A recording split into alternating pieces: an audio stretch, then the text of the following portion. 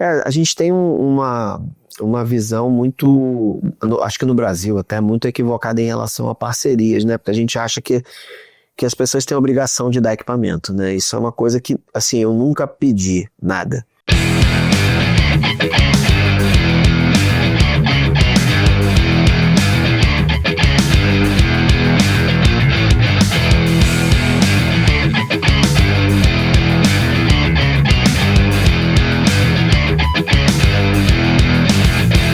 Fala galera, estamos aqui hoje com o Merlin, o Mago Merlin, dos efeitos, pedais e guitarra. O cara é produtor, sideman, diretor artístico, um super pai. E, pô, não tem mais mão assim para poder enumerar as qualidades. Os bandeiros estão até torto, já o dedo torto. Você é conhecido como guitarrista, mas é verdade que você começou tocando piano, é isso? É verdade, verdade. Meu primeiro instrumento é o piano. Se você quiser conhecer mais sobre os nossos pedais, aqui no QR Code, você pode conhecer lá no nosso site www.tonic.com.br todos os nossos drives, overdrives, fuzz, distortion, high gain, preamps, tem tudo lá, beleza? Num preço super bacana. Usa o cupom VIPEMANUEL para você ter 5% de desconto. Agora a Tonic está com a super novidade. A gente era conhecido pelos drives e pedais analógicos. Estamos lançando capturas com inteligência artificial para Quad Cortex, Tonex, Valiton, Rotone, para todos os bolsos, para todos os gostos. Então se você quer ter o timbre do seu guitarrista favorito em altíssima qualidade, altíssimo padrão, com bons preamps e afins, é isso aí, é Tonic. Falou? Valeu! E para desespero da minha família, eu já estava estudando piano há alguns anos, né? E aí eu resolvi virar guitarrista, e aí eu vou largar o piano para tocar guitarra, e hoje eu me arrependo tanto disso. Eu devia ter continuado, porque... Queria ser concertista? Eu acho que eu ainda quero, sabe? É uma coisa Tem que tempo ainda. Eu tava falando com o maestro João Carlos Martins, eu perguntei para ele, falei, maestro, o senhor tá com 85, eu tô com 49. Eu falei, o senhor acha que eu ainda tenho tempo para me tornar um pianista clássico? Eu estudei clássico muitos anos, eu larguei para ser guitarrista. Falei, meu filho, eu tô voltando a tocar piano só ano que vem. Se eu com 85 eu tô voltando a tocar piano, imagina você com a metade da minha idade. Aí ele me deu maior força, né? Ele é um barato. Eu penso em voltar a estudar, assim, eu tô nesse movimento, assim, mas tem que ter tempo e dedicação, né? E trabalhando bastante, graças a Deus, a gente tá procurando um lugarzinho, né? Pra poder se... Hoje tem um problema bom, né? Problema bom. Legal. E como é que foi essa introdução no mundo da guitarra aí, que você se desviou do piano e nunca mais voltou? Primeiro foram os Beatles e depois foi o Deep Purple, né? Eu tenho um grande amigo que estudava comigo no conservatório, né? A gente estudava no Conservatório de Música lá em Niterói. E ele me chamou pra montar uma banda de Beatles. Eu tinha 10 anos, né? E eu tocava piano, cantava com 10 anos e tocava guitarra na banda. Eu era meio que um multi-instrumentista. Um prodígio, né? Não, mirim, muito mega mirim, assim. E aí, mas como a gente é muito criança e tinha coisa dos esportes e tal, eu gostava muito de andar de skate e tal, eu queria ser skatista profissional.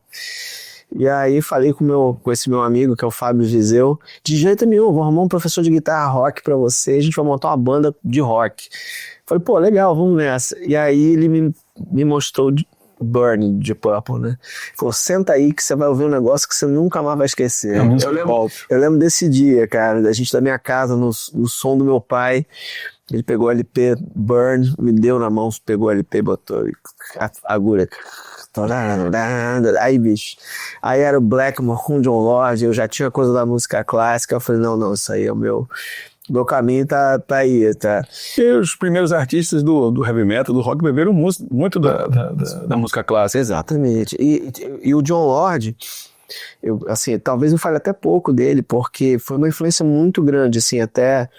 Eu lembro que eu tirava, na época a gente tinha uma banda chamada Safra 70, eu, o Fábio Viseu, o Cláudio Muti e o Emerson, que era um bateró de Niterói, e a gente só tocava de Purple, Led Zeppelin e Rush. Eu não sabia nem tocar guitarra limpa, cara, era só distorção. Do jeito que tinha que ser, né? Do jeito que pra começar tinha que ser assim mesmo. Tá limpa o violão alto, né? Pois é. E aí a gente montou essa banda e eu fiquei o louco do Deep Purple, só queria tocar, né? E tirava tudo do Blackmore, acabava de tirar os solos do Blackmore, eu ia tentar tirar os do John Lodge, porque eu já tinha um ouvido legal por causa do piano, então não era muito difícil pra mim, e eu fui meio que crescendo com essas influências, né? Muito calcadas no rock clássico, no blues e um pouco da música clássica junto, né? Mas, cara, minha influência, minha memória fotográfica musical passa pelo Deep Purple, assim, mas demais, assim, pra mim até hoje eu escuto e eu boto no carro e parece que eu tô sentado no sofá da minha casa com 12 anos, sabe? O Deep Purple me arrepia até hoje, assim. É como fazer uma viagem no tempo e lembrar por que você começou desse caminho. A gente teve o Faísca aqui no estúdio esses dias gravando um programa, né, o programa dele da Bose, ele também super fã do Deep Purple e tal, e é impressionante, né, como é que o Deep Purple ele influenciou gerações e gerações e gerações, e hoje é minha filha que gosta do Deep Purple, porque o papagaio do joguinho toca Smoke on the Water, e você vê que a coisa vai se desenvolvendo de umas formas, assim, absurdas, assim, mas o Deep Purple pra mim é a melhor banda do mundo, assim. Você que é produtor, faz direção musical, você falou do Deep Purple, né, e essas músicas que elas duram, que elas resistem, né, ao crivo da história, o que você acha que tem que ter numa música, assim, pra ela ficar tanto tempo, ela marcar tantas gerações, independente de ser músico, de não ser, que pega desde um leigo, uma pessoa mais simples até... Cara, eu acho que é a verdade, né, assim, a música, pra mim, pelo menos, ela é o mensageiro da verdade de cada um. Quando a pessoa tem uma coisa artística muito, muito enraizada, o que ela faz musicalmente diz muito a respeito do que ela é, né, e eu acho que a verdade com a qual você expressa, né, tudo aquilo que você sente, os seus pensamentos, como você escreve uma letra. E não necessariamente você precisa colocar tudo o que você pensa, você pode contar histórias, você pode... eu sempre gostei muito de ler, né? Sempre gostei muito de história. E acabava que eu também gostava muito do Iron Maiden, não só pelo Iron Maiden, pelas guitarras e tal, mas pelo contexto histórico, né? Que os caras são muito inteligentes e falavam de história, né? Da história de... assim...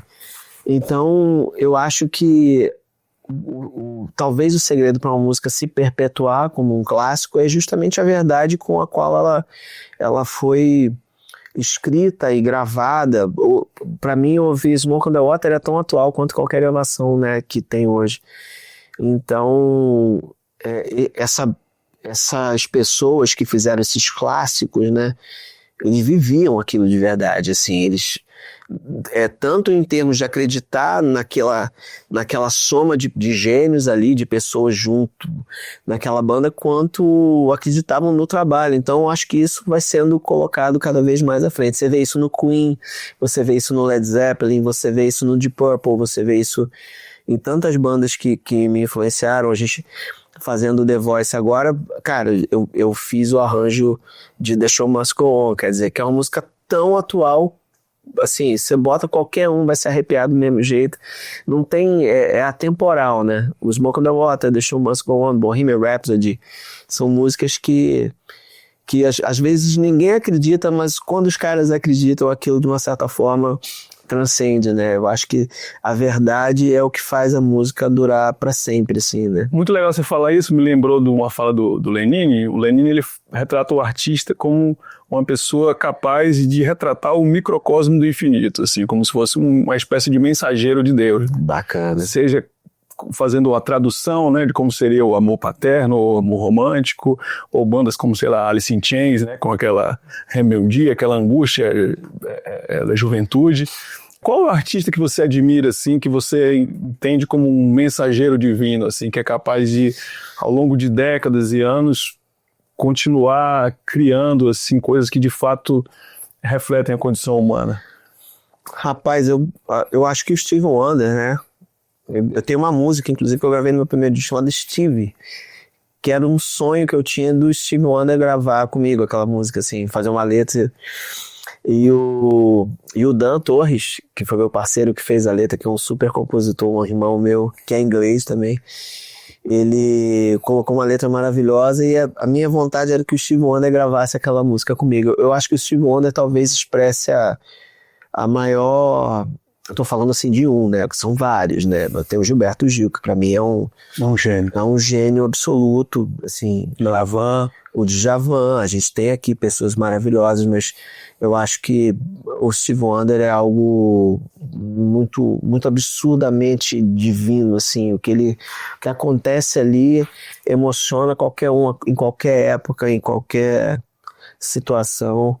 Existem milhões de outros, mas eu acho que o Stevie Wonder é o cara que bate e eu falo, cara, esse cara aí realmente Deus escolheu, falou assim, ó, você vai fazer músicas que vão durar para sempre, assim.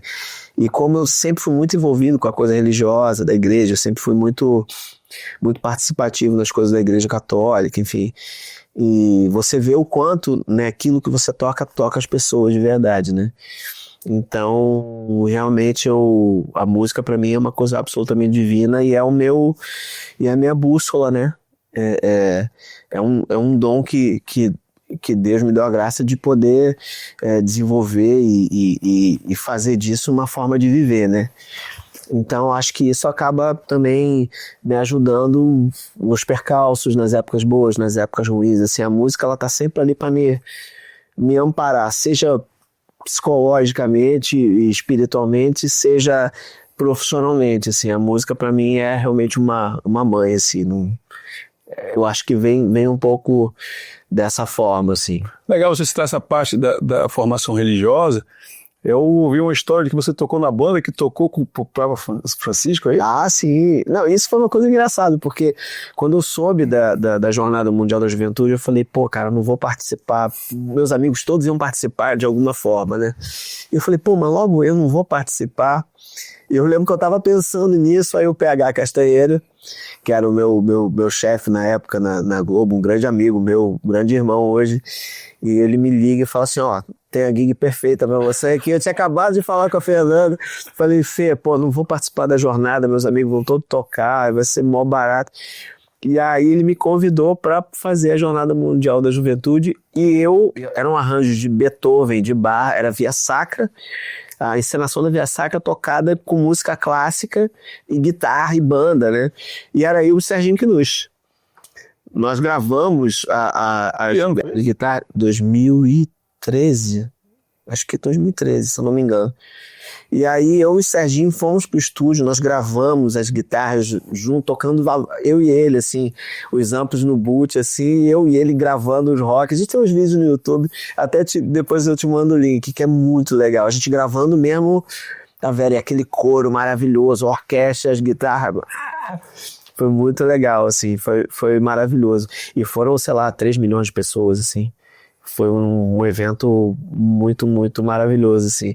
Mas esse eu acho que foi o ápice de uma coisa religiosa em termos de público, enfim, que eu já fiz na vida. Mas o legal do lance religioso é quando você realmente assimila aquilo com verdade, com humildade, e você pode passar isso para as pessoas de uma forma simples, né? Para mim, eu acho que uma das maiores realizações para mim era tocar num grupo de oração, eu e minha esposa, para um monte de velhinhas, assim.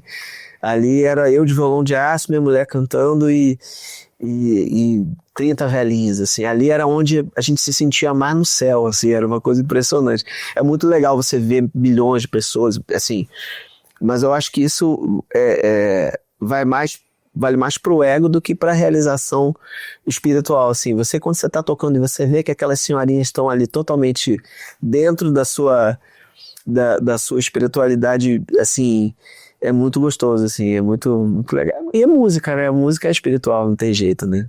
Bacana. É legal ver como você é uma pessoa muito multifacetada, assim, você é um excelente sideman, você é um excelente compositor, você vai bem nessa parte de direção e produção. Tem um cara que eu gosto muito de ver as palestras e vídeos, que é o Rick Rubin, né?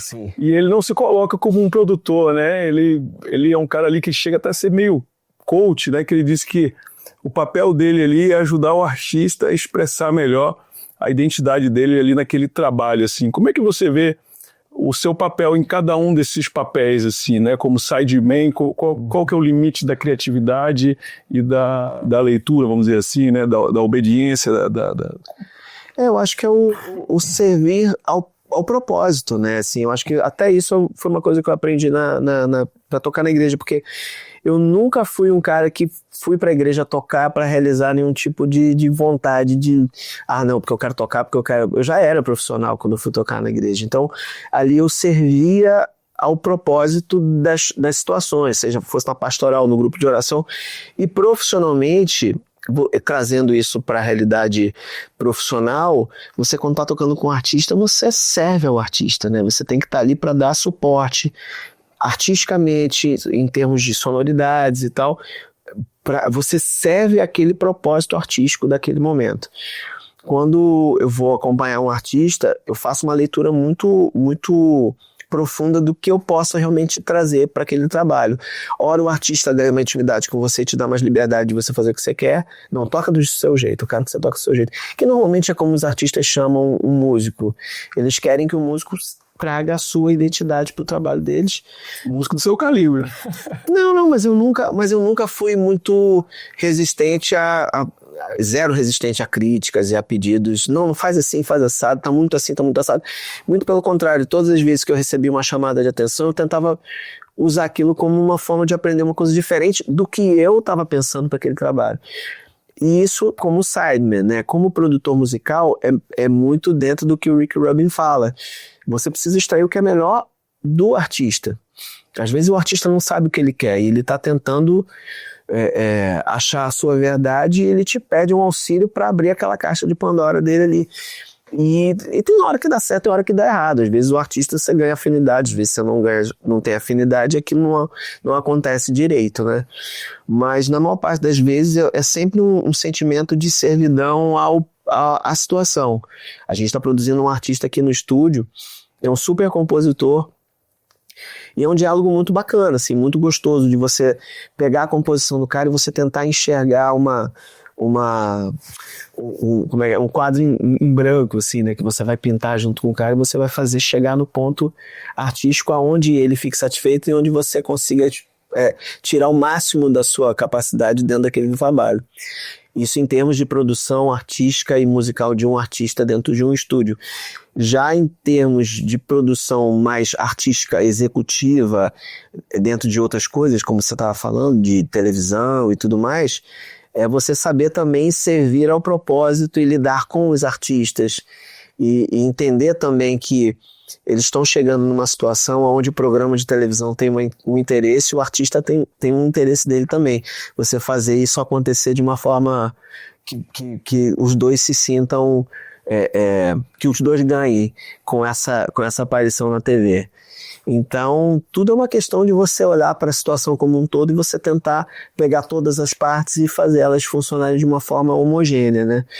É gostoso, assim, eu não sou muito avesso a desafios e assim, eu acho que o dom de você fazer as coisas acontecerem de uma forma, como é que eu vou dizer, homogênea, que as coisas tenham unidade, ela é igual em qualquer lugar, assim, se você for tocar com um artista, se você for produzir um artista, se você for tomar conta de uma emissora, é tudo muito parecido porque você trabalha com gente, né? E aí você tem que entender as mazelas de cada um e ali sim você vê aonde você se encaixa, né? É interessante você falar de todos esses caminhos que você passou. Dá pra ver que você é um cara que tem uma sensibilidade musical, artística muito apurada, e tem também esse lado dos timbres, né? Você é um pesquisador, você talvez que nem eu costumo dizer que eu sou um nóia dos pedais. Você é avançado na paranoia dos pedais, isso é verdade. Outro dia eu tava falando com você, caraca, eu tô vendo aqui sua música, que sonsaço, como é que você fez esse timbre? Foi com o Bogner? Você falou, não, cara, esse todo eu gravei com o plugin, cara. Foi o Big Bang? Big Bang. Fala um pouco desse disco, acho que ele foi mixado e masterizado em Abbey Road. No Abbey Road, foi. Esse disco foi meu primeiro disco artístico solo, né, essa coisa toda. Eu só acompanhava artista e o Sidney Carvalho um dia me falou, não, cara, você não precisa só acompanhar artista, você tem uma musicalidade, você tem... Na verdade, o Sidney foi um grande responsável por eu lançar minha primeira música instrumental, né? Que foi numa coletânea de um CD da Nig. E ali eu vi que realmente eu podia compor e criar peças instrumentais. E o Big Bang, ele foi meio que isso. Eu fui fazendo as músicas junto com o Dan. Na verdade, o meu trabalho solo de guitarra, instrumental, ele é composto por mim e pelo Dan Torres, né? Porque ele me ajudou a fazer as músicas, porque as minhas músicas todas têm letra, mesmo quando elas são instrumentais. Então, você pode ver que várias das minhas músicas têm duas versões, uma cantada e uma com a guitarra fazendo o papel do cantor, né? E esse primeiro disco foi gravado em 2014, eu fiquei muito tempo para lançar, porque a gente viajava muito, eu nunca conseguia achar uma brecha. E aí o Cristiano, que é o meu sócio até hoje, ele figura quase como um empresário meu e tal.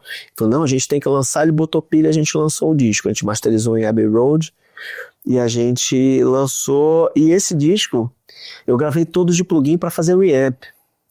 Eu falei, não, eu vou gravar tudo de plugin, porque eu gravava em casa e tal. E eu tinha um bootzinho em casa com amp microfonado, mas era muito pequeno. E eu falei, não, depois eu vou pro estúdio e faço só reamp das coisas. Aí eu levei pro estúdio com meu amigo Júnior Castanheira, e quando a gente abriu nas caixas, começou a mixar, aí eu falei assim, ele falou assim, cara, vamos ouvir direito essas guitarras, porque eu acho que o som tá bom pra caramba. A gente bota, eu já tinha levado os amplos pro estúdio, né, pra gente fazer o reamp.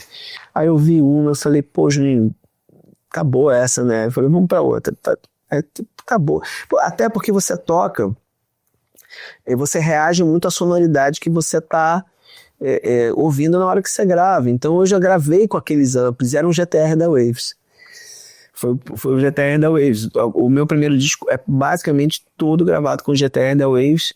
Eu acho que teve uma música ou outra que eu usei o amp da Snake e microfonei o gabinete, assim, que eu usei gravado em casa, mas ele é todo gravado com o GTR da Waves. Então foi bom você ter falado isso, porque agora está provado que o timbre está na mão mesmo. Você me perguntou, você falou assim, pô, cara, vamos fazer aquele seu primeiro disco, fazer o timbre daquele disco. Eu, pô, cara, beleza. Só passou os presets fazendo.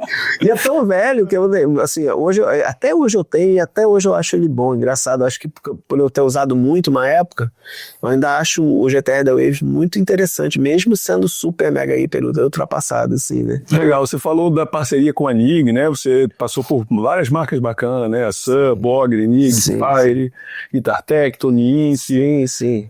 Tô faltando de citar a Boss. Agora com a Warm Audio, a Laney. Eu como produtor, né? Como produtor de pedais, né? Não de música.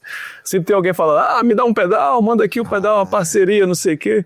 E você é um cara que transita bem por essa coisa, por esse meio, assim, né? Que dica que você tem pra dar, assim, pra galera mais jovem, assim, que tá querendo consolidar e ter essa... a gente tem uma visão muito, acho que no Brasil até, muito equivocada em relação a parcerias, né? Porque a gente acha que as pessoas têm a obrigação de dar equipamento, né? Isso é uma coisa que, assim, eu nunca pedi nada. Todas as minhas parcerias aconteceram super casualmente e na maior parte das vezes foram parcerias que antes eu conhecia as pessoas e depois, com o tempo, as coisas acabaram ganhando um caminho natural de virar uma parceria. Então, a Nig foi o concurso de pedais, que eu fui um dos ganhadores e gravei a minha primeira música instrumental. O concurso de guitarristas, perdão. Já a Boss, o Sérgio Mota foi no show do Pepeu e eu tava usando já as coisas da Boss, ele apareceu e tal, pô, você tá usando a GT8, que legal, usava a GT8, usava um VOA, usava umas coisas do Line Selector e tal, pô, você usa mesmo, né? Eu falei, eu uso, toma o meu cartão, meu nome é Sérgio Mota, segunda-feira, vamos bater um papo e tal, vamos desenvolver um trabalho, assim, eu gostei muito de você e tal. E o Mota foi no show do Pepeu, me viu tocando e a gente se falou, e aí eu tenho essa parceria que já vai mais de 20 anos com a Boss, assim. Então, foram coisas que foram acontecendo, sabe? E eu sempre fui um cara muito noiado em ser um cara mala, sabe? Ser chato com as pessoas. Eu nunca fui o cara de ficar pedindo coisa, porque eu, para tocar com equipamento, eu preciso gostar, né? Em primeiro lugar é você realmente ter algum tipo de relação com a marca, e com o produto, né? Usar os produtos, ajudar a desenvolver produto é uma coisa que eu gosto muito, assim. Sempre falei isso muito com o Sidney, eu ajudei a desenvolver os pedais da NIG também, e quando o Sidney me convidou, eu gosto muito de ajudar, de dar o feedback, de falar a verdade, ó, isso aqui tá ruim, isso aqui não é legal, isso aqui funciona. Mas é muito chato, assim, você vê que as pessoas às vezes tem essa visão muito errada, né? De, não, você precisa... no meu podcast, o Sérgio Mota participou, falou, várias pessoas chegaram na mesa e falaram, não, o que vocês têm para me oferecer? Tipo assim, como assim? Você chega numa reunião com a marca e pergunta o que o cara tem para oferecer. Eu sou muito pragmático em relação a esse tipo de assunto. Ou eu gosto do equipamento ou não, ou rola uma afinidade, uma parceria, como rolou com a gente também, ou não tem nada, e continuamos amigos, assim. Para você desenvolver uma parceria, isso passa muito pelo seu jeito de lidar com as parcerias em si, né? Eu acho que eu tenho esse grilo muito de ser um cara chato. Então acho que sempre me ajudou. Porque eu nunca tive essa coisa muito bicona de ficar no centrão, de ficar, sabe? E a oportunidade aparece, você vê se aquilo te interessa, você vai desenvolvendo. E aí, se for legal, acaba rolando, né? Eu acho que existe uma naturalidade no jeito que as coisas acontecem, que as pessoas também não têm muita paciência de esperar, né? Elas querem tudo para ontem. Os caras querem dizer que estão afiliados a marcas, enquanto que tem que ser bom para você, tem que ser para a marca também, né? Com certeza. Ao longo dessa história, cara, você passou assim, por artistas incríveis, né? O Gilberto Gil, o Pepeu, a Preta, que infelizmente faleceu recentemente. E aí eu pesquisando a fundo, nem sabia, né? Ivete Sangalo, Sandy, isso aqui, participou de 2 trilhas para novela, né? Ou mais. Fiz muita novela também, trilhas para novela na Globo. Superstar, The Voice, programa do Faustão.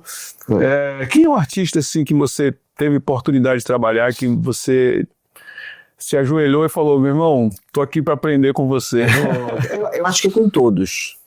Assim, pelo lado bom e pelo lado ruim. Os artistas que você trabalhou, que eu trabalhei, que talvez não tenham sido boas experiências, também são boas experiências, porque você aprende a lidar com o que não fazer e às vezes com a má vontade da gente com o artista. Existe muito essa coisa, porque o artista só pensa nele e o músico pensa no lado dele. Eu sempre procurei pensar no combo.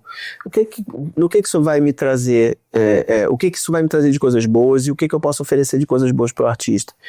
Por que esse artista vai me contratar? Por que esse artista vai me levar para a estrada para ficar lá convivendo anos e tal?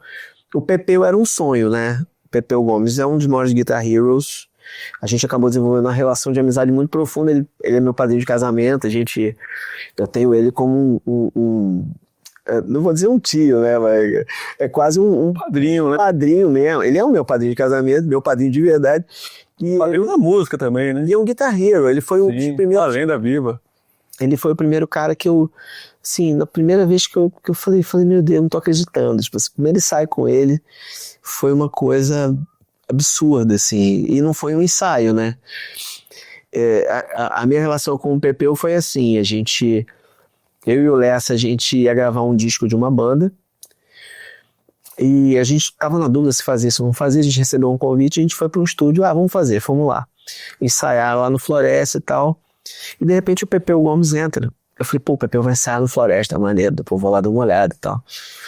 E aí eu tocando e tal, entrou um solo e tal, o Pepeu abre a porta e entra no estúdio de frente pra mim, assim, tipo assim, então o Pepeu com aquele cabelo dele, né, todo daquele óculos e tal, pegou e sentou na minha frente e eu solando. Eu falei, meu Deus do céu, cara, o Pepeu Gomes na minha frente.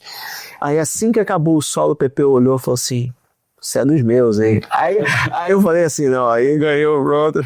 E nessa situação eu não sabia, mas o Pepeu tava produzindo o disco e o disco estava sendo gravado no estúdio do PH Castanheira, que viriam a ser os 2 caras que me abriram o mercado, assim, mainstream, né, de artistas e de TV. O primeiro foi o Pepeu, e no dia que eu fui gravar a banda, o Ricardinho Palmeiras, se eu não me engano, que trabalhava com o PH na época, ele não podia ir, o PH ficou operando, e a gente já ganhou uma super afinidade, de Purple, Led Zeppelin, The Who, tudo que a gente gostava era igual, e eu já tinha um setup, uma pedaleira do Marcelo, da Guitar Tech, que eu já ligava em linha e tal, então a gente criou uma afinidade grande e um dos caras que estava trabalhando falou assim, pô, sabe que esse cara é o diretor da Globo? Aí eu não sabia. Foi tudo assim, mega casual, assim. E aí o PH começou a me chamar para fazer as coisas da Globo, com as bandas, dos programas e tal, e o Pepeu me chamou para tocar com ele, eu comecei a fazer acompanhá-lo, né, de fato. Eu acompanhei acho que 5, 6 anos o Pepe. E ali foi meu primeiro, foi pontapé para entrar no mundo da TV e dos artistas mainstream, e o Pedro Baby também tocava, ainda com o Pepe. Na época, e o Pedro me liga e fala, ó, cara, eu acabei de produzir o disco novo da Preta, mas eu tô indo morar em Nova York, você não quer? Eu tô te indicando pra fazer a Preta Gil. E assim, Pedro, um beijo. O Pedro, ele me indicou pro trabalho que foi mais longo na minha vida. Eu toquei com a Preta há 22 anos. Desde o começo da carreira, desde o primeiro disco, né? Então eu acho que os artistas, as pessoas mais importantes para mim são o Pepeu, a Preta e o PLA, né? Que me trouxe para o universo da televisão, que é uma coisa que acabou se tornando um outro métier na música, que eu acabei me envolvendo quase que sem querer. Eu não imaginava que eu ia trabalhar na TV, né? Isso foi uma coisa muito... E foi tudo ao mesmo tempo. E eu não ia. Aquelas coisas assim, a oportunidade é uma coisa que eu vejo com muita atenção. Porque às vezes você conhece uma pessoa, recebe um convite, aí eu peço sempre a Deus assim, pô, será que eu devo ir? Porque às vezes você fica naquela, pô, isso não vai dar em nada. Você não sabe quem você vai conhecer naquele dia, naquela gravação. E às vezes uma pessoa que tá lá muda completamente a tua vida. E nesse dia foram os 2 caras que meio que me abriram as portas para carreira musical profissional no nível top de linha, assim, sabe? Bacana, você falou do Pedro Baby, a gente que tive com ele semana passada, vai sair um episódio com ele mostrando o setup, a gig, e o nome do programa chama Tony Hunter, que eu roubei de você, expropriei. Que eu usava o hashtag Tony Hunter. É isso mesmo, pegar. Quem sabe de repente sai um pedal depois. Olha aí, não é? Falando de parceria, cara, agora você tá com o pessoal da Music Company, com a Laney, com hacks de estúdio incríveis, pedais, tipo, na onda do Clone, tem uns fãs incríveis. Sim. Fala um pouco dessas marcas, que é uma empresa que eu conheci na época que estava chegando a Tonex no Brasil, né? Sim. Foi uma das primeiras e conheci por acaso, e hoje eu vejo que tem um leque enorme de produtos, mas fala um pouco... A Music Company Guitars and Gear foi mais uma das coisas que aconteceu de forma super casual. A Fernanda, minha esposa, falou, pô, você tá um tempão sem ir nas feiras, eu tava trabalhando muito na televisão, e aí pintou a feira Pedais e Efeitos, e aí ela botou uma pilha pra eu ir, e fomos todos, eu, a Fernanda, a Sofia e o Davi, fomos todos, vamos lá e tal. Realmente encontramos muitos amigos. Aí o Billy Brandão, vem cá que você tem que testar uns pedais, não sei o que, eu vi daquele jeito dele, o grande responsável por eu estar junto hoje com os meninos. E aí ele falou, testa aqui esses pedais e tal, da Brown, da Warm Audio e tal. Aí eu toquei no amp da Lana e tal, e era no espaço da Music Company da Guitars and Gear. E aí eu comecei a tocar, e aí apresentou o Bruno, vamos trocar uma ideia, não sei o que. O Bruno falou, pô, tá aqui meu cartão, pô, vamos trocar uma ideia essa semana, passa lá no Music Company e tal. E eu queria comprar o meu ACD, o mesmo ACD desde que eu comprei na Pro Music, com o Cissa há 300 anos, o mesmo ACD de 20 e tantos anos que eu usei. E aí, quando eu vi o ADD Box da Warm Audio, eu falei, pô, Bruno, eu quero comprar um porque... esse é o pedal que eu mais uso e tal, testei, achei maravilhoso. Aí fui pegar o pedal no Music, eu fui lá para comprar o pedal. Ele falou, cara, a gente tá precisando de um embaixador dos pedais de guitarra para o Warm Audio no Brasil e tal. A gente queria saber se você topa. Eu falei, pô, lógico. E são os pedais que são as referências para mim. O ACD, que é o ADD Box, o Zen Drive, que é o Warm Drive, que eles fazem a recriação, o Clone, né, que é o centavo, e o Fuzz, o Tone Bender, né, que para mim é um dos fuzzes mais legais. Então eram pedais que eu já tinha uma relação, eu já tinha tido os originais, não o Clone. O Clone não tive... Eu não comprei o Clone original, né? Só se fosse na época em que ele saiu. Mas se fosse, ia sequestrado aqui agora, meu amigo. Vai levar você a botar uma capa preta no sua cara, que legal, o mano do carro, ligar a Fernando, libera o Clone aí. Mas eu testei, a gente começou a fazer esse trabalho, que acabou obviamente, como eu trabalho com a coisa da produção musical e tal, e do estúdio, a Warner Audio é uma das maiores marcas de recriação de equipamentos e racks de estúdio. Você vê que aqui tem todos os prés e equalizadores. Essa câmera aqui tá pegando ali. Tem todos os... Ela recria os racks clássicos. Os clássicos, os compressores, equalizadores, e além disso, a Warner Audio faz fones de estúdio maravilhosos e os microfones, né? As recriações do 87, 414, 47, inclusive agora eles lançaram o Fantone, que é uma recriação do mic de fita do Royer Ribbon. O 121? Então, assim, foi uma situação de se juntar com a marca que eu, assim, basicamente uso tudo, quer dizer, os pedais de guitarra, os racks de estúdio, os fones, os microfones, assim, juntou realmente o útil ao agradável, assim, né? Hoje eu estou usando as placas da SSL, quer dizer, também que é a Music Company que traz. Então, e também por conta da Guitars and Gear da Music Company, os amplos da Lane, que foi um movimento natural, né? Eu já estava um tempo sem tocar, pra falar a verdade, né? Com essa coisa da TV.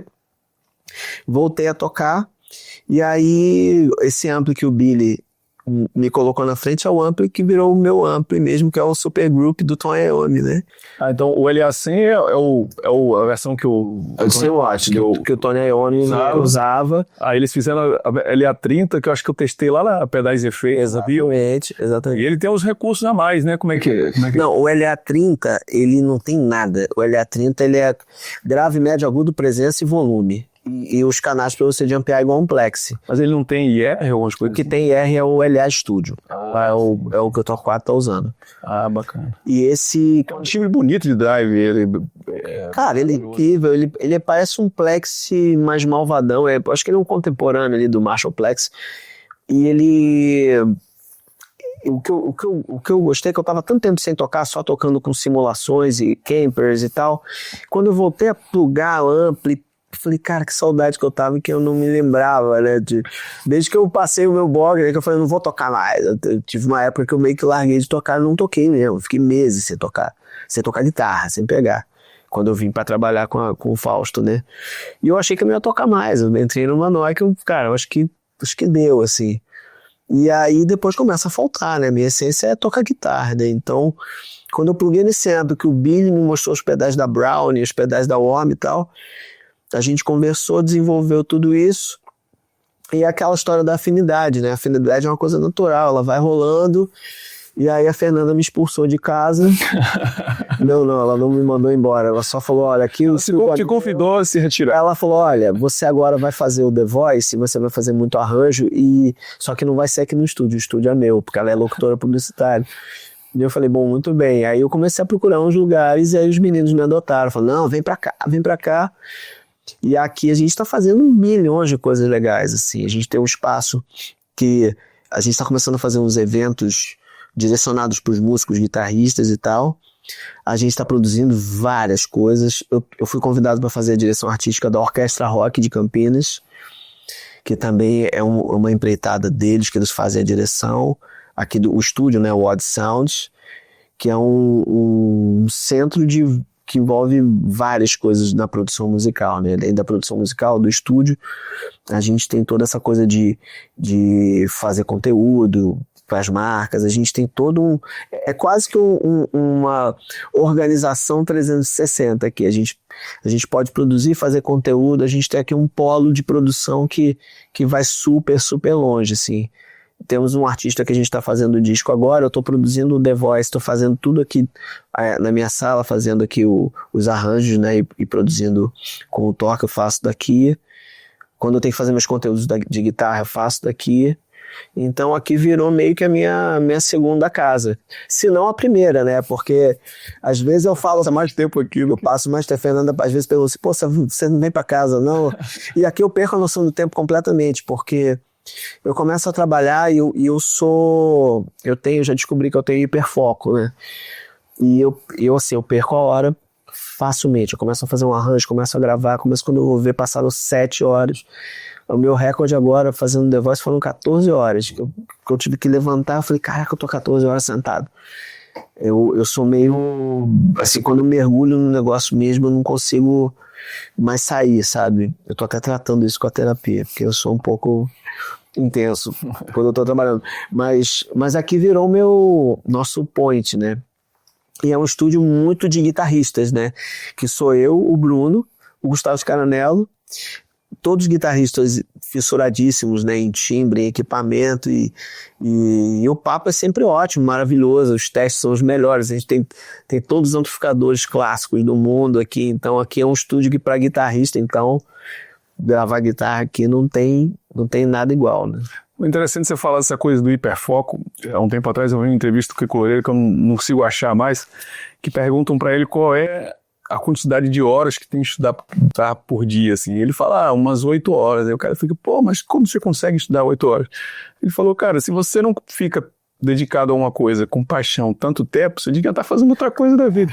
É isso mesmo. E, assim, fazendo um paralelo disso, né, com os artistas que você participou, né, o Soricato, né, fala uma coisa muito interessante que é, depois de um tempo, e usou outras palavras, né, mas resumindo, né, que depois de um tempo alguns artistas começam a virar cover de si mesmo, assim, sim, né, sim. E perdem aquele fogo, aquela paixão pela música e acabam ficando bem dentro de algumas fórmulas, assim, né? Sim. Você falando do Gilberto Gil, ele teve várias fases, e todas essas fases, a fase do reggae, a fase do rock, ele nunca se acomoda, né? MPB, como é que você faz, né, para você se manter, se reinventar, né, ao longo de tantos anos, você que já viu tantas coisas, né? Para que aquilo não fique repetitivo para você e que isso fique com uma chama viva, assim, que não vire um cover, né? Sim. Na real, acho que isso acontece muito comigo, porque eu faço coisas tão diferentes, assim, e naturalmente eu acabo me tornando várias coisas. Como você falou, eu realmente tenho algumas facetas, eu não gosto de uma coisa só. Quando eu gosto de timbre, quando eu falo de timbre, não é só de timbre de guitarra. Como eu sou envolvido com produção musical, eu sou muito fissurado em timbre de teclado. Eu gosto muito do timbre, dos sons de batera. O timbre é uma coisa que ela é universal em todos os instrumentos, em todas as situações, o timbre da voz. Então o timbre sempre foi uma coisa que sempre me trouxe muito, como é que eu vou dizer, muito interesse em sonoridades. Eu acho que isso é uma coisa que nunca me fez eu meio que estagnar o meu interesse na música. E isso é uma coisa que eu vivo 24 horas por dia, assim, ouvindo uma mixagem, produzindo um negócio, gravando um baixo ou tocando um teclado. Eu não sou um exímio tecladista, apesar de eu ter estudado muito piano, mas eu entendo muito a sonoridade que eu quero chegar. Então isso é uma coisa que me tira da zona de conforto o tempo inteiro. E como eu não toco mais tanta guitarra quanto eu acho que eu deveria, eu preciso ser muito mais inteligente nas minhas escolhas ao tocar. Então eu não tenho mais 8 horas por dia para tocar guitarra há muito tempo. Então todos os momentos que eu tenho para tocar guitarra, eles são absolutamente religiosos, assim. Quando eu tô gravando, é um interesse na performance, na entrega, tanto técnica quanto sonora daquilo, que é um estudo. Eu gravo muito, né? Então eu acho que não tem estudo nenhum melhor do que você gravar. E se gravar, é você se ver de fora.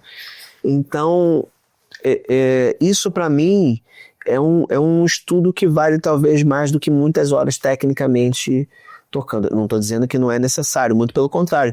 Eu me sinto muito pereba, assim, quando eu preciso fazer um show meu, um workshop, cara, eu tenho que sentar a bunda e lembrar das minhas músicas e estudar, porque eu realmente não toco guitarra mais todos os dias. Eu produzo todos os dias, mas toco a guitarra, eventualmente eu toco em gravações.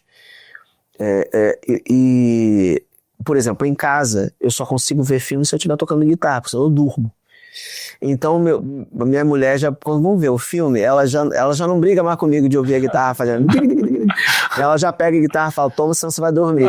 Aí eu pego a guitarra e eu toco muito a guitarra desligada. Eu tenho um prazer em pegar a guitarra e ficar vendo TV, prazer em tocar a guitarra por pegar na guitarra. Eu acho que isso eu uso esse meu hiperfoco para isso. Bom, eu tenho que fazer um workshop, eu vou estudar aquilo ali, eu vou gravar um disco, aí eu estudo para gravar aquele disco. E eu parei de me cobrar tanto, sabe, Manuel? Eu era um cara assim que, cara, quando eu não conseguia fazer uma frase, eu ficava desesperado. Eu falei, cara, calma. Tem outras coisas aí, isso tá acontecendo porque você tá fazendo outras coisas que são importantes também. Então, aprendi a ser um pouco mais tolerante, mas também eu não entrego o que eu não tenho certeza que vai sair bom. Então, quando eu vou tocar, eu toco muito consciente do que eu consigo entregar naquele momento. Eu dificilmente hoje arrisco uma situação, a não ser que eu esteja preparado. Se é uma coisa difícil e eu não estudei, eu não toco. Sabe, assim, eu aprendi a lidar um pouco com isso.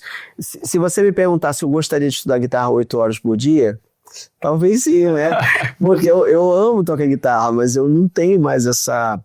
A minha vida foi para um outro lado. O Kiko é um guitarrista de altíssima performance.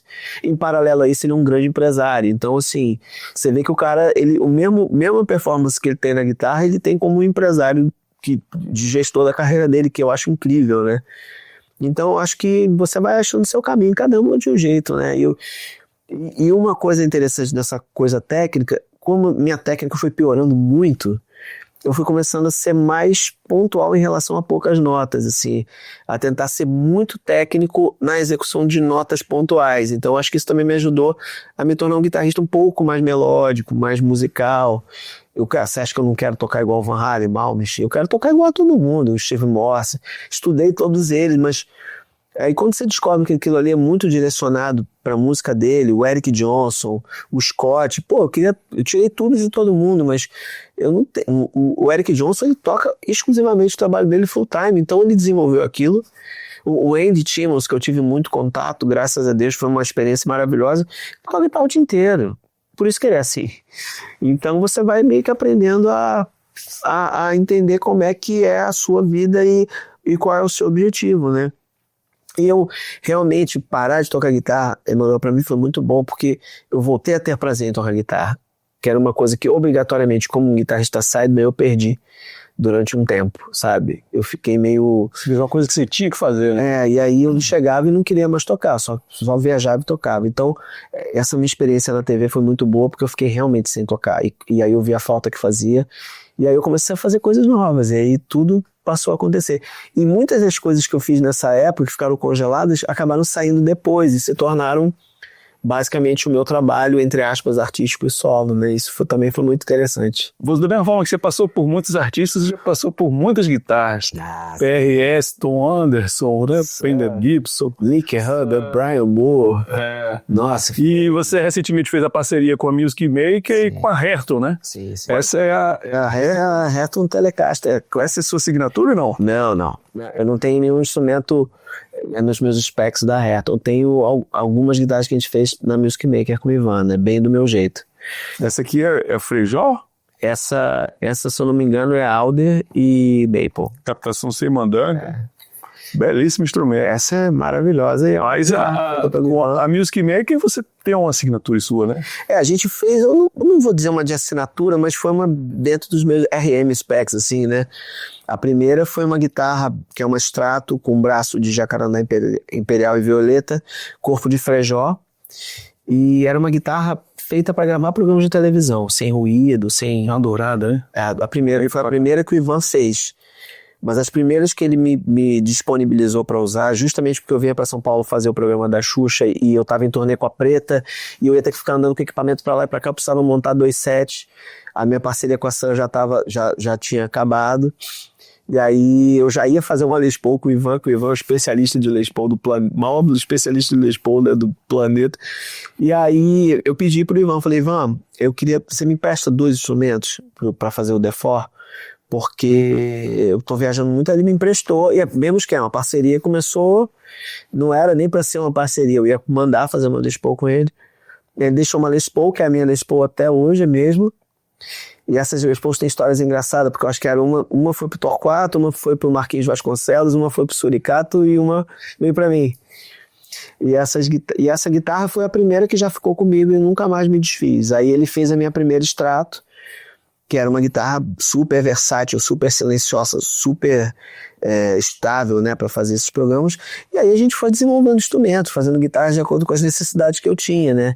A gente fez uma tele com Dush Humbuckers, a gente fez uma outra Strato mais vintage, agora ele fez uma que é bem dentro dos meus specs, só que com Floyd Rose, que há muitos anos, desde os 17 anos que eu não usava, que é basicamente parecida com a minha primeira Strato, mas que é com Floyd e tal.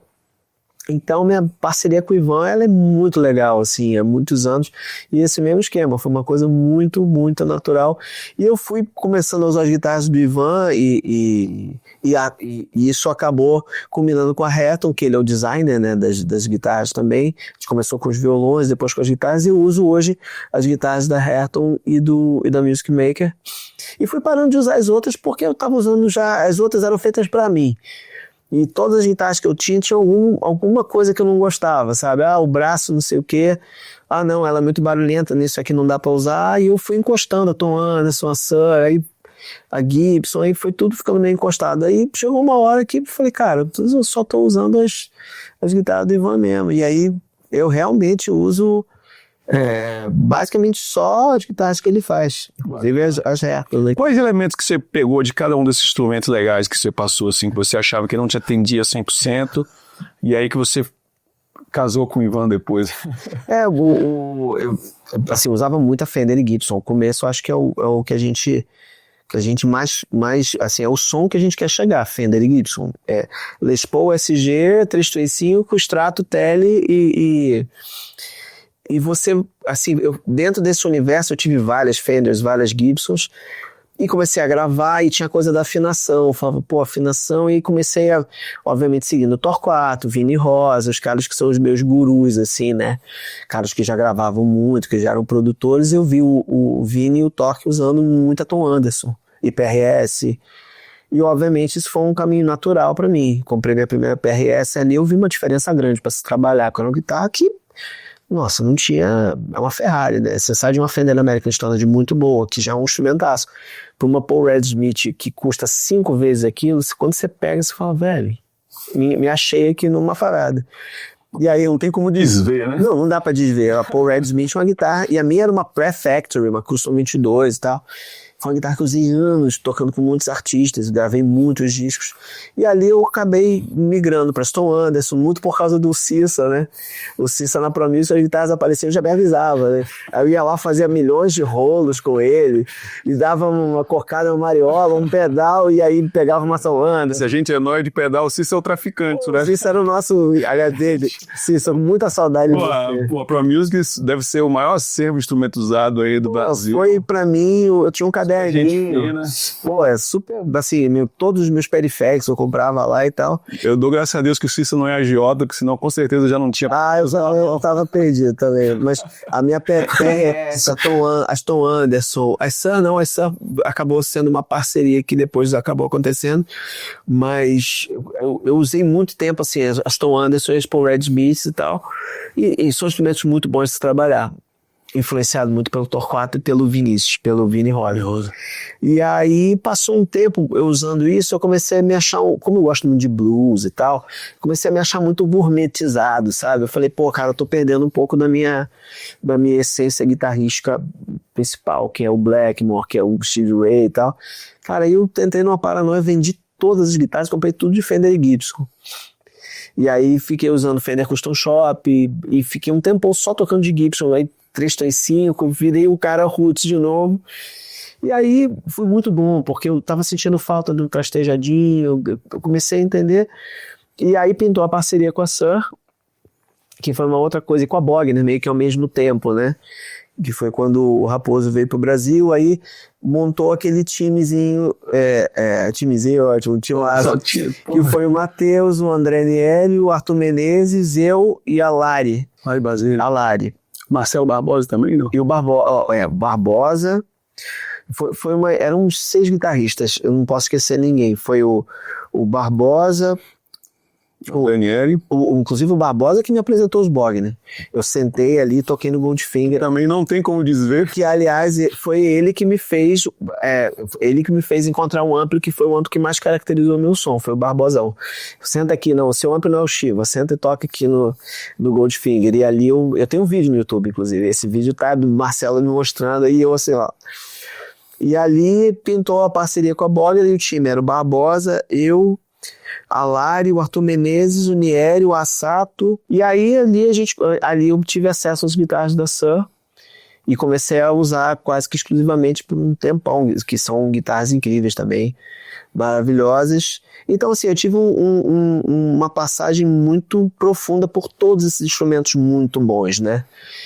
E a história da Suhr foi quando basicamente eu não ia para os Estados Unidos também, a gente tinha até um plano de morar fora e tal, mas acabou que o Matheus acabou indo, o Nieri foi, a Lari foi e tal, e eu fiquei assim, acabou que ele parou de trazer as guitarras e aconteceu essa situação do Ivan, que foi quando as coisas aconteceram mesmo, né?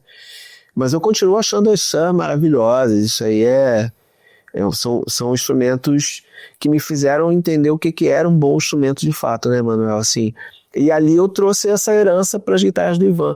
Tem umas guitarras do Ivan que são mais para o Maton Anderson, tem outras que são mais para Gibson, tem outras que são mais para Fenders Vintage.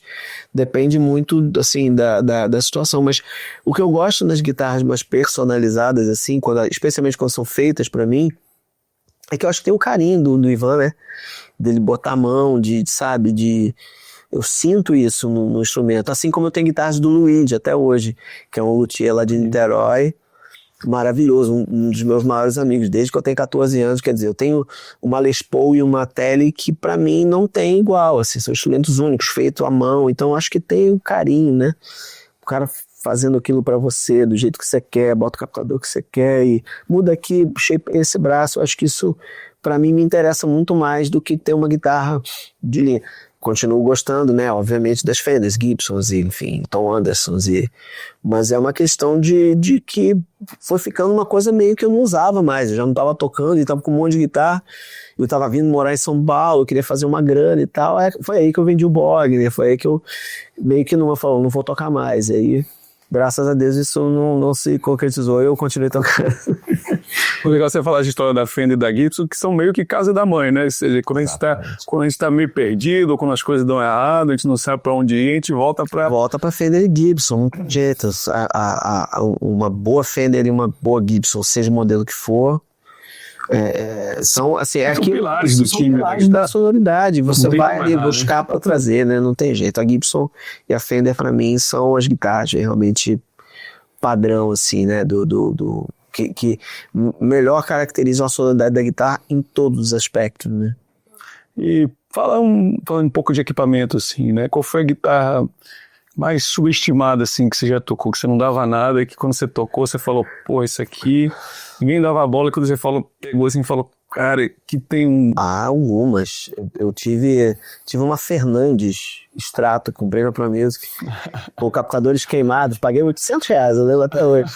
Cheguei, não tinha um show com a Preta em Copacabana, na praia de Copacabana, e eu fui, Cícero, eu olhei aquela, pô, essa guitarra tá toda ferrada e tal. Eu falei, não, Cícero, deixa, porra, uma Fernandes Sunburst maravilhosa, assim, super instrumento. Tive uma Fender mexicana que era muito absurda, algumas Fenders japonesas. E assim, eu acho que com o tempo, à medida que o tempo foi passando, as guitarras foram ficando melhores, mesmo as mais baratas, assim. Então, eu já toquei muito instrumento de alunos, né, de guitarristas que compram aquelas guitarras meio que para guiar e tal, para não ter que levar... Que são instrumentos altamente funcionais, assim, sabe? Impressionantemente bons pro preço, né, que trazem. Mas eu acho que eu tenho uma Fender mexicana que eu me arrependo muito de ter vendido, assim, que eu comprei também na Pro Music. Era uma Fender Road Warne que tinha um corpo que não era dela, era um corpo trocado, era um relicado bem bonito, nem parecia uma Road Warne de fábrica. Mas a guitarra é um absurdo, assim. Aí um aluno meu me ofereceu uma grana e tal, na época, eu vendi e falei, bicho, eu tenho várias Fender, pô, me arrependo até hoje, essa aí eu tenho até uns vídeos no YouTube tocando num Bogner Ecstasy, vendo ele que é com essa guitarra um absurdo, assim.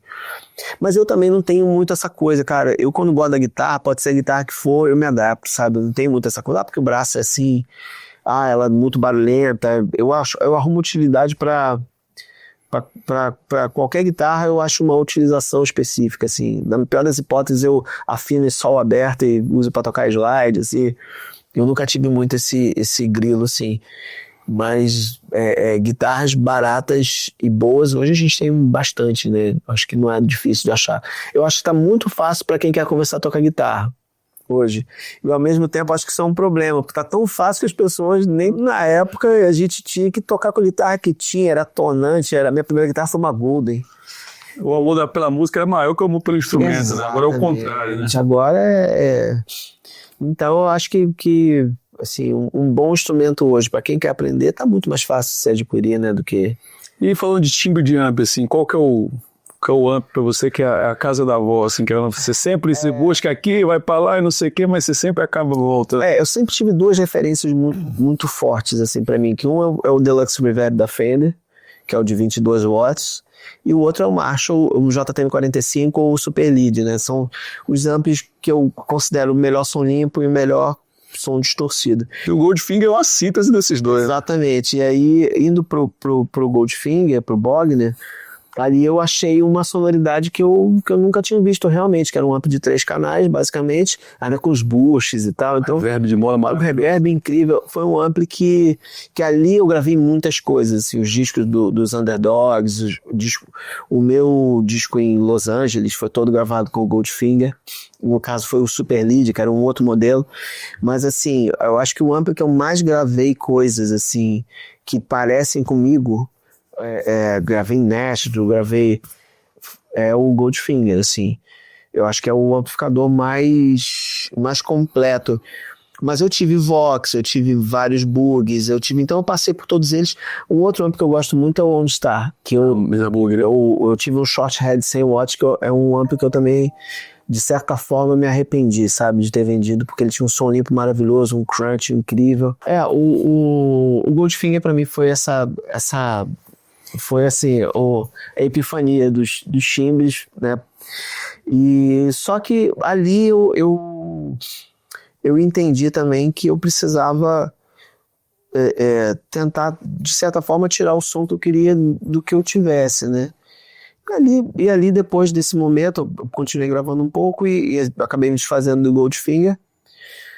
E quando eu voltei pra Lani, que eu cheguei que a Lani se tornou essa... Pra tristeza de uns e pra alegria de outros. Porque o meu Goldfinger está com o Emanuel. Não, tá com um amigo meu, pô. Tá com um amigo? E aí eu tô tentando... Não é meu. Tô tentando readquirir do meu amp. Você cancelado aí, cara. Cancelado. A gente tá negociando. Pode deixar, Marcelo, não corta essa parte não, pode deixar.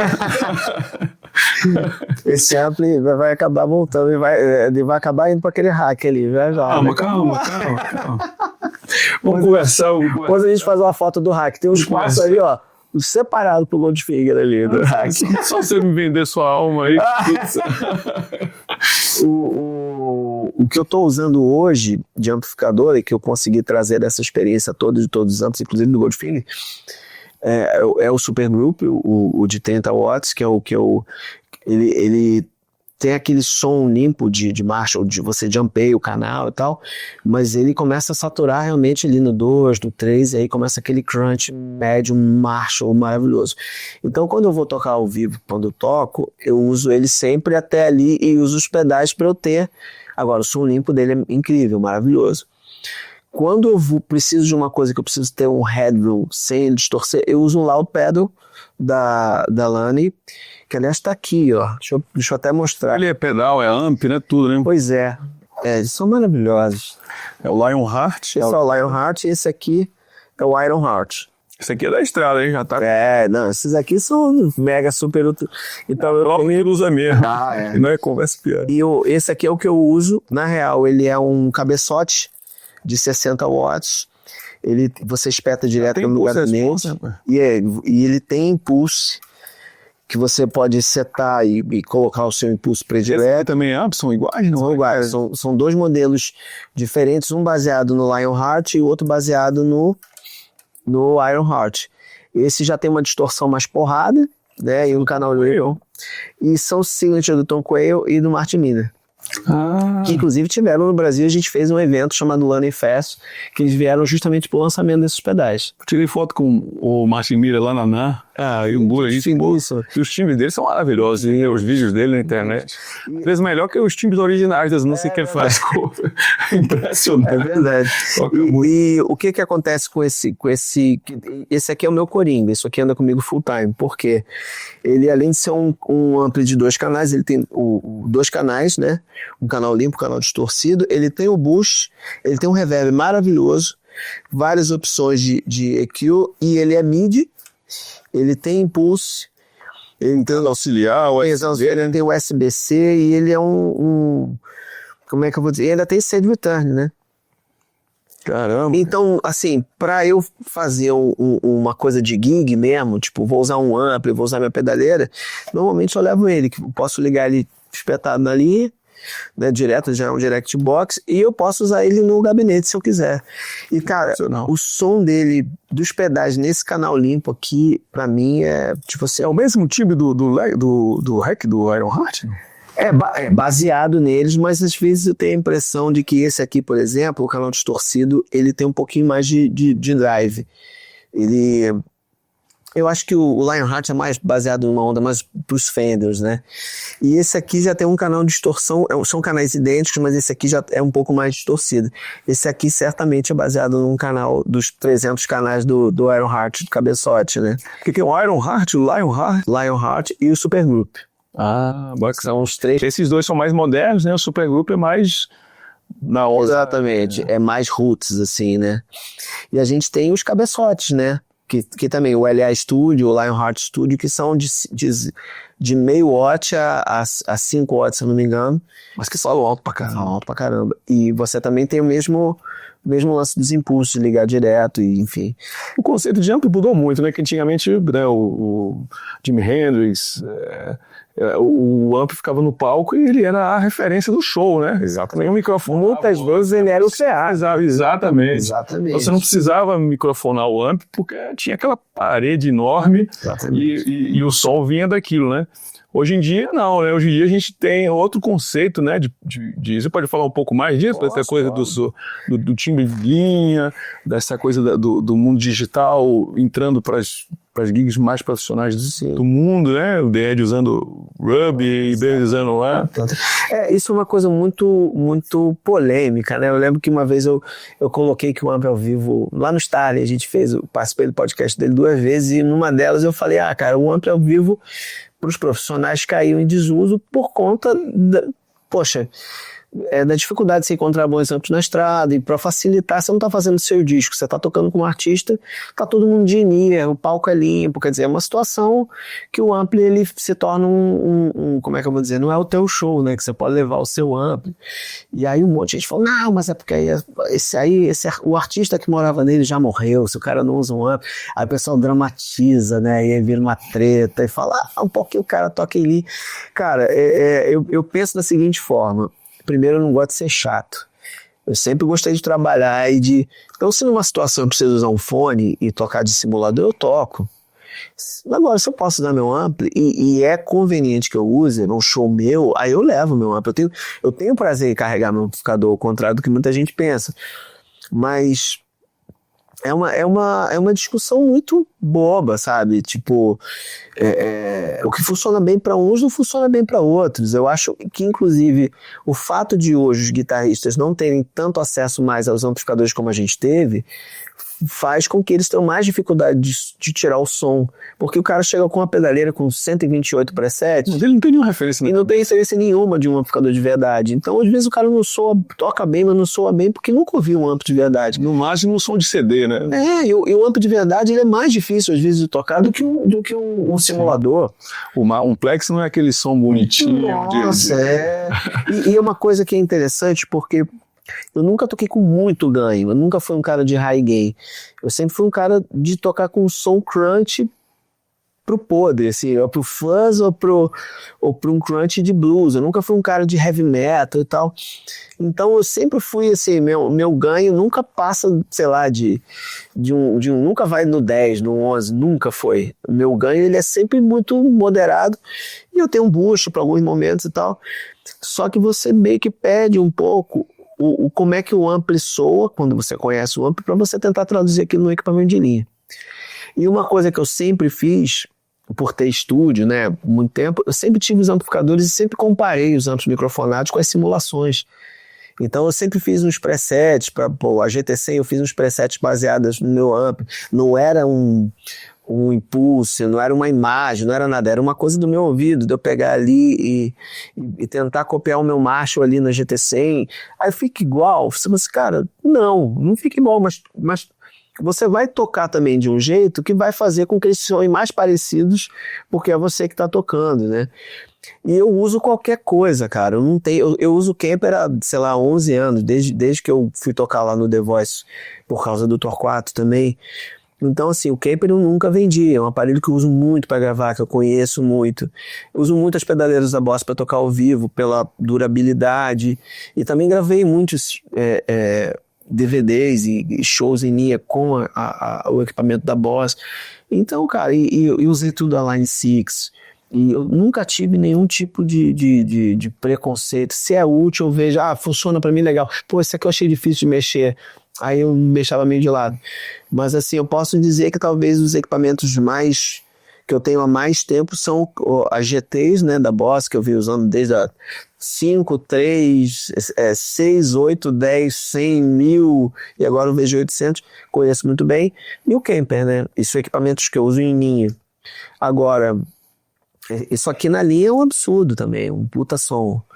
Então, e eu tenho o Tonex também, enfim, e eu tenho os plugins, quer dizer, da Neural, e eu tenho os amplos da Paul Red Smith, da Waves. Então, na real, eu vou meio que usando de acordo com a necessidade, né? Às vezes funciona bem numa situação, numa outra não funciona, aí você leva uma outra coisa. Então, eu meio que vou me adaptando, mas o fato é, um amplificador bem microfonado, com você ouvindo ele dentro, ouvindo nos monitores, é completamente diferente você ter um amplo tocando do seu lado quando você está com ele, você está sentindo ele ali. Então, isso é uma coisa que eu entendi cedo. Eu falei, a simulação, ela é como se eu estivesse ouvindo um amplificador microfonado saindo pelas caixas. Quando eu entendi isso, eu parei de ter aquele, quando não estou sentindo o amplo pertinho, você muda. Kick, né? Aquele kick ventinho da 4 de 12, você não sente mais. E ali eu descobri que eu tinha que botar o microfone no lugar exato ali, porque eu chegava pra fazer o show, metia o mic ali e nem sabia como é que tava saindo no PA e falavam pra mim, pô, tá muito agudo. Eu falei, pô, mas aqui tá ótimo. Claro, o amplificador tá na sua bunda, o som tá passando todo na tua perna, o agudo quem tá ouvindo é quem tá na frente do palco. Quando você entende essas situações, você fala, pô, a linha não é tão ruim não, porque... E outra coisa, você vai tocar de NIA. Eu acho ruim tocar com ampli com in-ear. Ou eu tô ouvindo o in-ear ou eu tô ouvindo o monitor e o ampli. Eu prefiro ouvir o som na minha cabeça. Quer dizer, eu prefiro usar um Kemper, prefiro usar uma pedaleira direto. Agora, se eu posso botar o amplificador lá no fundo do palco virado microfonado, aí ok, que é como a gente gravava os DVDs. Eu levava o meu Bogner, botava na caixa Orange ou a caixa Bogner com aqueles V30 todo, microfonava ele lá no fundo do palco. E aí, sim, aí eu ouvi o som do meu amp. Caso contrário, você fica ouvindo uma soma do som do amp junto com aquilo ali. Aí você tá ouvindo um som que, na verdade, não é o som que tá chegando lá, né? Lá na mesa, né? E no PA. Então, quando eu aprendi isso, eu fiquei em paz, assim. Eu falei, eu vou usar tudo de acordo com a situação. No The Voice, agora, a gente acaba gravando umas coisas e eu usei muito o Tonex, usei muito o Kemper, usei muito o VG800 da Boss, mas não gravei com ampli. Porque eu tô fazendo arranjo, não tô ali focado em gravar as guitarras. Eu tenho que gravar guitarras que caibam naquelas músicas, só que eu tô fazendo arranjo, gravando baixo, fazendo corte de música, falando com o candidato. Então eu não tenho tempo de ficar microfonando o ampli pra pôr. E a gente aqui é minucioso, é pra gravar guitarra, a gente grava guitarra direito. Bota os mix no lugar, ouve um ampli. A gente é pra gravar direito, a gente grava direito mesmo. E aqui a gente tem os plugins reais, né? Ele queima, pega fogo. Exatamente. Aqui dá manutenção. Aqui o acervo é um Hiwatt, um Bristol Highlight 50. um Mark V, um quad com power. Tem o Quad da mesa bug, não o quad Cortex. O quad da mesa bug, é o quad original. Aí tem o Baseman, tem o Princeton, tem todos os LANs. Quer dizer, tem... Assim, tem esses hacks maravilhosos. Tem os hacks, a gente tem o Tonex, tem enfim... Eu tenho usado também as caixas FR da LAN, que são, assim, absurdamente incríveis. Outro dia eu pluguei a GT1 da Boss, que é uma paneleirinha de plástico que eu amo. Pluguei na caixa na FR e falei, cara, bicho, é um absurdo. Parece que você tá tocando num ampli mesmo, de verdade, assim. Então, a questão da FR é outra. As pessoas às vezes não entendem. Pô, mas por que vai comprar uma FR? Não dá pra ligar no return e vai ficar igual? Eu falei, não, lógico que não, né? Existe a coloração. Pô, a caixa FR é uma caixa feita pra você, quase um PA. Então, para trabalhar aquela referência que você desenvolveu no estúdio. Exatamente. E é o que eu falo, depende da tua necessidade. Eu, para tocar ao vivo, eu prefiro não ter nada de guitarra em lugar nenhum, só que, se for o caso, eu peço um pouquinho de guitarra no side, se tem um side. Normalmente nem tem, né? Agora é tudo tão no ouvido que... Então, se tiver bom aqui, eu sei que é o que tá chegando lá e eu tô feliz. Agora, eu vou fazer um workshop meu, um show meu.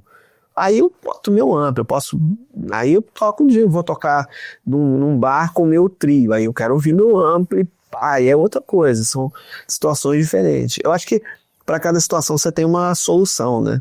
Mas, obviamente, como todo guitarrista é fissurado e maluco, todo mundo tem opinião, e todo mundo fala, nossa, aí, pô, tá falando merda, não sei o quê. Eu falei, cara, tudo bem, cada um tem uma opinião mesmo. Muito legal você falar dessa questão, dessa exploração toda, para você chegar na sua identidade e nas suas referências. Eu estava vendo uma entrevista do Jerry Cottrell com o Rick Beato, e eles abriam um show pro Van Halen, né? E uma vez, numa passagem de som, o Van Halen estava tocando com a guitarra do Jerry Cottrell, ele estava lá na técnica e falando, cara, é o Van Halen. Aquele, não, ele tá tocando com o meu equipamento e o som tá igualzinho ao som do Van Halen. Aí ele fala assim, o Van Halen pode tocar com qualquer coisa que ele vai soar com o Van Halen, e se eu, né, no caso do Jerry Cottrell, fosse tocar no set do Van Halen, ia soar como eu mesmo, né? O Nuno fala, né, que ele quando tocou no equipamento do Van Halen, ele falou, cara, eu fiquei tão decepcionado. Eu achei que eu ia soar igual o Van Halen, eu sou igual a mim. Os caras falam que aquele timbre dele é praticamente indomável, né? Que aquilo ali é tipo aquele cavalo alucinado que só um cara sabe domar, e que só que o Van Halen tinha um pouco disso. Mas... E a gente tá falando, tipo, do cara que... da história. Ele é, assim, não tem paralelo com o Van Halen, né? Como não tem paralelo com o Hendrix, nem com o David Gilmour e com outros. Mas, assim, o Van Halen, pra mim, eu digo que, assim, na minha sonoridade, que eu gosto de guitarra, pra mim começou na década de 60, e a sonoridade que a gente ouve até hoje, ela parou bem que ali no Van Halen ali, que era um high gain, mas que ainda tinha dinâmica, que tinha aquela coisa toda. E você pode ver, eu amo Satriani, vários caras todos, mas várias coisas vieram ali do Van Halen também. Ele mesmo fala, né, que o Van Halen foi uma influência brutal, porque o cara ele não era normal. Aquele cara ali, ele tinha um outro... E é um cara que me influenciou muito, assim, porque desde o começo é muito impressionante tudo que ele faz. É uma coisa bacana. Isso me leva a pensar numa coisa assim, que acho que mais importante do que comprar os pedais do Ricardinho é fazer os cursos do Ricardinho. Isso é importante. Um pouco da sua carreira como professor, que legal. Essa coisa de dar aula de guitarra, na realidade foi minha primeira ocupação, né, na vida. Foi a primeira coisa que me fez ganhar grana e tal. E é uma coisa que eu amo, assim, fazer. Sempre gostei, e todos os tempos que eu fico sem dar aula, sem fazer workshop, eu sinto muita falta, porque eu gosto muito da troca. A aula, para mim, eu dei aula para grandes profissionais, inclusive, que são grandes amigos hoje, e assim, é um prazer para mim passar o que eu sei, e na maior parte das vezes eu aprendo muito mais do que eu mesmo passo. Eu tive alunos brilhantes, assim, que às vezes eu falo, cara, por que o cara tá fazendo aula comigo, né? Eu ficava meio na dúvida.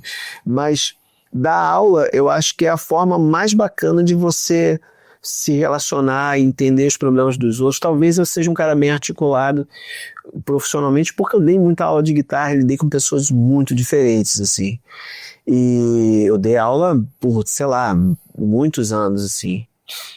E aí, na época da pandemia, a gente teve aquela coisa dos cursos online e tal, e eu criei um curso começando de um prisma muito básico, muito para quem está começando a tocar, porém com fundamentos que eu julgo serem os principais, assim, para você sonar um guitarrista consistente. Eu vejo que a galera pega muito assunto, muita coisa, mas o pessoal esquece do toque, de como é que pega, de como é que desenvolve cada nota. Então, eu sou muito focado nas técnicas de expressão da guitarra, nos bends, nos vibratos, nos ligados, nos jeitos de paletar, paletada híbrida, e nas sonoridades que essas formas de tocar me levam. Eu toco, assim, eu sou do jeito que eu sou porque eu tento não ser um guitarrista muito linear. Eu sempre tento, eu brinco, eu tento ter picos e vales e montanhas e sabe, a guitarra para mim ela é quase um pincel, assim, né? Então, nos meus cursos eu falo muito disso, de fraseado, e na real, eu estudei bastante, estudei com grandes professores, estudei com Nelson Faria, que para mim é um gênio da harmonia, da guitarra, obviamente, mas eu tive grandes professores e até a quantidade de assunto que você pode adquirir nem sempre é totalmente necessária para o que você quer fazer. Isso foi uma coisa que eu aprendi a dividir também. E aí, meu foco principal passou a ser um guitarrista consistente que soe bem.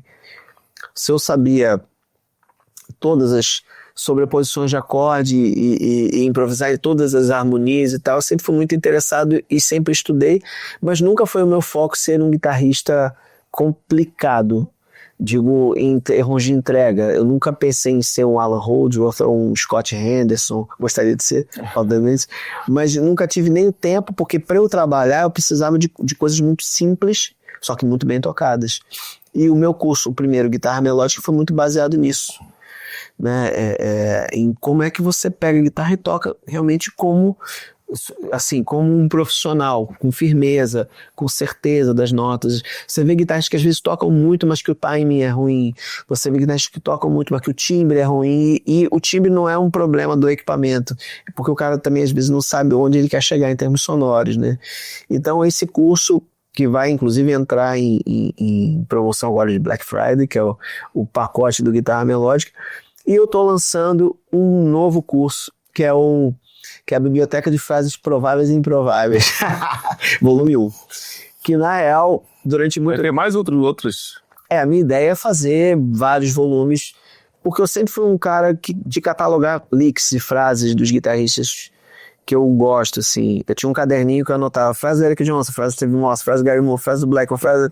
Eu tinha uma agenda que eu anotava essas frases, e até hoje eu uso essas frases, e eu falei, cara, por que eu não passo isso?